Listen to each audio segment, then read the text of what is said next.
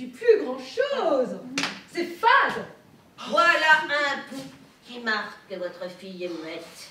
Et oui, messieurs, c'est la sombale et vous l'avez trouvée tout du premier coup. Nous autres grands médecins connaissons d'abord les choses.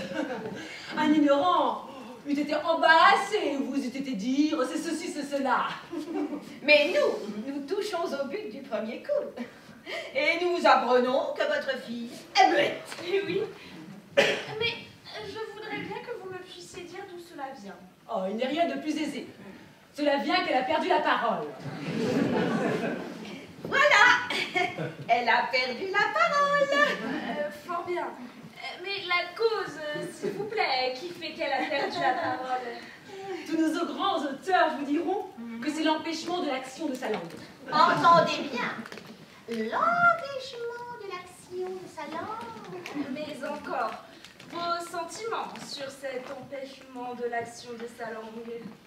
Je tiens que cet empêchement de l'action de sa langue est causé par certaines humeurs qu'entre nous autres savants, nous appelons humeurs pécantes.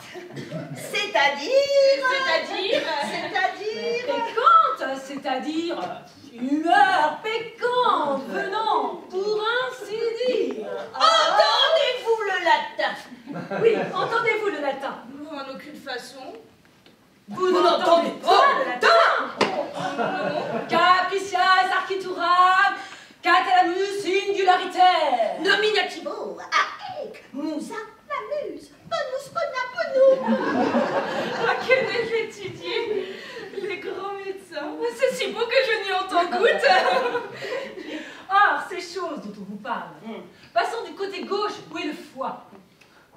Au côté droit, où est le cœur, il se trouve que le poumon, que nous appelons en latin armiane, ayant communication avec le cerveau, et que nous nommons en grec nasmus, par le moyen de la veine cave, que nous appelons en hébreu cubile, traverse en son chemin les dites choses qui remplissent les ventricules de l'omoplate. et parce que les dites choses ont une certaine malignité qui est causée... Oh, soyez attentive, je vous prie. Ouais, je le suis. qui est causée par l'âcreté des humeurs engendrées dans la concavité du diaphragme. Il arrive que ces humeurs... Osobandouze, Nekis, Necker, Necker. Voilà ce qui fait que votre fille est muette. On ne peut pas mieux raisonner, sans doute. Il n'y a qu'une seule chose qui m'a choquée. C'est l'endroit du foie et du cœur. Il me semble que vous les placez autrement qu'ils ne sont. Que le cœur est du côté gauche et le foie du côté droit.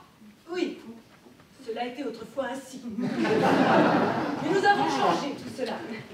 Et nous pratiquons la médecine d'une méthode toute nouvelle. C'est ce que je ne savais pas. Je vous demande pardon de mon ignorance. Il n'y a point de mal. Vous n'êtes pas obligé d'être aussi habile que nous.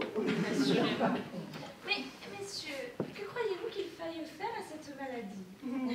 Nous croyons qu'il faille faire. Oui. Mon avis est qu'on la remette sur son lit. Et qu'on lui fasse prendre pour remède quantité de pain trempé dans du vin. Pourquoi cela, messieurs? Parce qu'il y a dans le vin et le pain, mêlés ensemble, une vertu sympathique qui fait parler. Cela est vrai. Les grands médecins que voilà. Vite! Quantité de pain et de vin! Je n'entends décidément rien à la médecine. La grande médecine. Certes, certes. Je n'entends rien non plus au grec et à toutes ces choses qui font de vous de si grands secours. Merci, merci. Je vous en serai éternellement reconnaissante. Il ne faut pas hésiter à nous consulter. Pour toutes les choses dont vous connaissez la cause. Comme vous avez raison. Me voilà entièrement satisfaite et rassurée. Et en attendant avec impatience la prochaine maladie dans ma maison, allons fêter cela en cuisine avec moult de pain